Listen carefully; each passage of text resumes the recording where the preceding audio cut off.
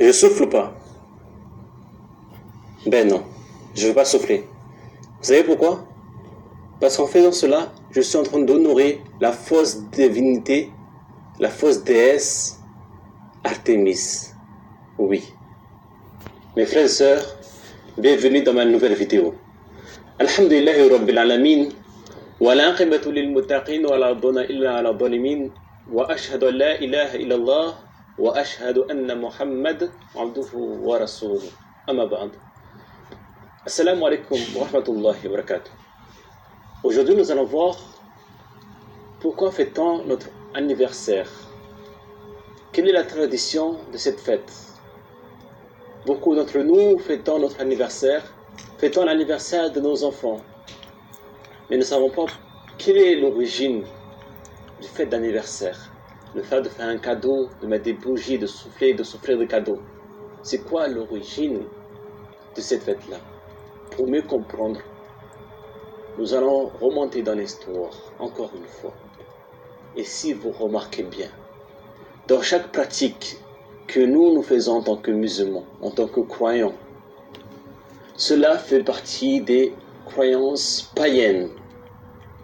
Et cela, nous ignorons et nous le mettons en pratique dans nos vies, et nous mettons en pratique des adorations, des cultes, qui n'ont rien à voir avec la croyance de l'islam.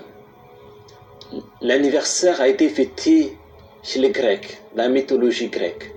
On appelait ça la natalis, d'où vient la natalité, la naissance, tout cela. La natalis consistait ici la personne que lorsqu'il fêtait son anniversaire, le jour de son anniversaire, alors il se devait d'honorer la fausse déesse Artémis. La fausse déesse Artémis considérée comme la déesse de la chasse, et aussi il est assimilé à la déesse de la lune. Donc les gens, lorsqu'ils fêtaient leur anniversaire, ils devaient honorer cette fausse déesse Artémis. Qu'est-ce qu'ils faisaient? Ils faisaient un gâteau en forme rond, comme semblable à la lune, en miel, et ici mettaient des cierges, c'est-à-dire des bougies, et mettaient le feu. Qu'est-ce qui faisait cela? Pourquoi ils faisaient cela? Pourquoi le feu? Vous allez comprendre. Vous allez voir cette origine que nous faisons tous les jours. Les gens qui, tous les jours, il y a des gens qui fêtent leur anniversaire. Et surtout que nous faisons les anniversaires de nos enfants. Et nous faisons cette culte, nous répétons des siècles après. Regardez qu'est-ce qu'ils faisaient.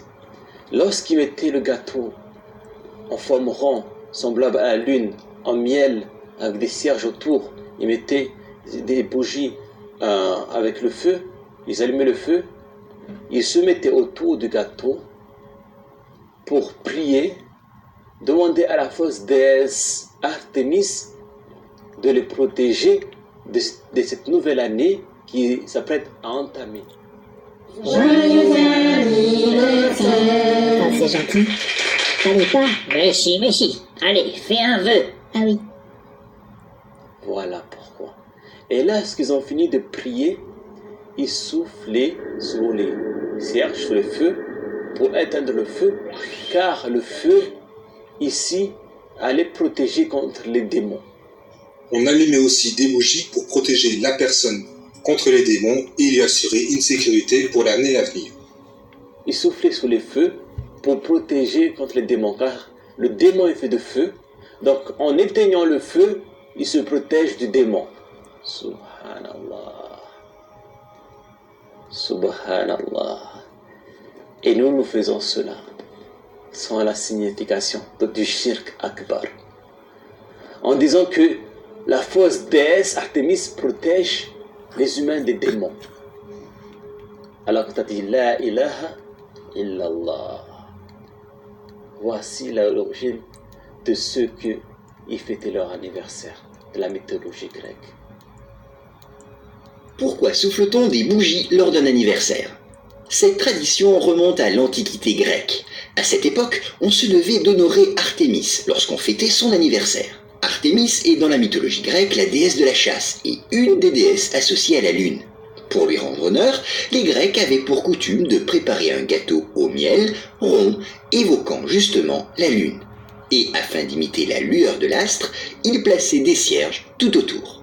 Ainsi, après s'être agenouillé devant le gâteau et les cierges, il était de coutume de lui adresser une prière, puis de souffler des bougies. La tradition des bougies lors des anniversaires a donc une origine païenne. Mes frères, mes sœurs, maintenant que vous savez ça, sans rajouter encore plus, mais malgré, je rajoute un petit peu encore, mais malgré, juste en s'arrêtant là, vous imaginez continuer à fêter des anniversaires encore, à honorer la fausse déesse Artémis. Et de cela, un empereur par la suite a commandé les gens lorsque il fêtait son anniversaire pour qu'on lui apporte des cadeaux. Et lorsque cet empereur, lorsqu'il faisait cela, la fête de Natalis, il honorait la fausse déesse Artémis, il demanda au peuple de leur amener des cadeaux. Et après, par la suite, au fur et à mesure, lorsque les empereurs ont mis ce système-là de cadeaux, les gens, lorsqu'ils fêtaient leur Natalis, demandaient aux gens, leur entourage, de ramener des cadeaux pour pouvoir commencer une nouvelle année. Subhanallah. Vous voyez maintenant que la gravité, le fait d'étudier le tawhid, l'aqida, de ne pas mettre des croyances ancestrales, des croyances qui sont du domaine du shirk, dans l'aqida de l'islam, le fait de dire la ilaha illallah, de vouer un culte exclusif à Allah. C'est pour ça que nous répétons et nous étudions cela pour pouvoir s'écarter du shirk. Car Allah subhanahu wa ta'ala, il nous dit dans surat al-Ba'ina, Allah il nous dit وَمَا أُمِرُوا إِلَّا لِيَعْبُدُوا اللَّهَ مُخْلِصِينَ لَهُ الدِّينَ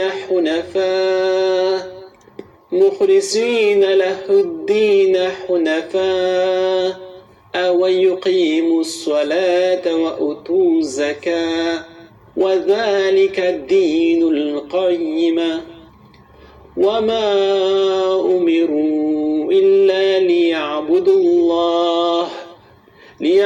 اللَّهَ مُخْلِصِينَ لَهُ الدِّينَ حُنَفَاءَ وَيُقِيمُوا الصَّلَاةَ وَيُؤْتُوا الزَّكَاةَ وَذَلِكَ الدِّينُ الْقَيِّمُ. Allahu Akbar. Et cependant, on leur a commandé de vouer un culte exclusif à Allah.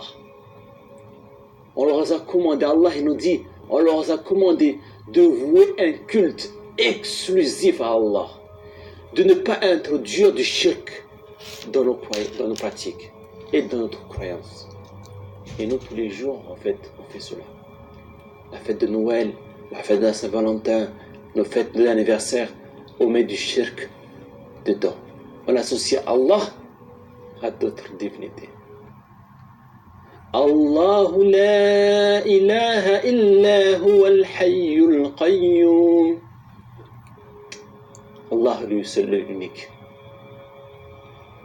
Donc, en faisant cette pratique-là, en faisant des gâteaux le jour d'anniversaire pour tes enfants ou pour toi-même, en mettant des bougies, tu es en train d'honorer la fausse déesse Artémis. Et pourquoi nous faisons cela? Alors que le prophète Mohammed n'a jamais fêté son anniversaire. Les Sahaba n'ont jamais fêté leur anniversaire. Les plus prédécesseurs, les Salaf, n'ont jamais ici fêté leur anniversaire. Pourquoi nous faisons cela? Pourquoi nous faisons des choses que le prophète n'a jamais fait? Alors nous prétendons suivre le prophète Mohammed. Alors qu'Allah dit قُلْ إِن كُنتُمْ تُحِبُّونَ اللَّهَ فاتبعوني يحببكم الله ويغفر لكم ذنوبكم والله غفور رحيم. Et si vous prétendez aimer Allah, alors suivez-moi. Suivez qui? Le prophète Mohammed alayhi salatu wassalam. Et qu'est-ce qu'il faisait le prophète Mohammed alayhi salatu wassalam le jour où il est né? Ben, il jeûnait. Allahu Akbar. Il jeûnait. On a demandé à Rasulullah, pourquoi jeûnes-tu lundi? Il dit parce que c'est le jour où je suis né. Il jeûnait pour adorer son Seigneur, pour rendre grâce à son Seigneur, parce que c'est le jour de sa naissance. Mais au contraire, Les gens, lorsque le jour de l'anniversaire, ils sont contents. Ils sont heureux. Mais n'oublie pas que les années passent, et plus les années passent, plus tu t'approches de la mort. Et au moment où tu dois faire un bilan de ton année précédente, qu'est-ce que tu as fait pour adorer Allah? Et c'est là que tu te remets en question.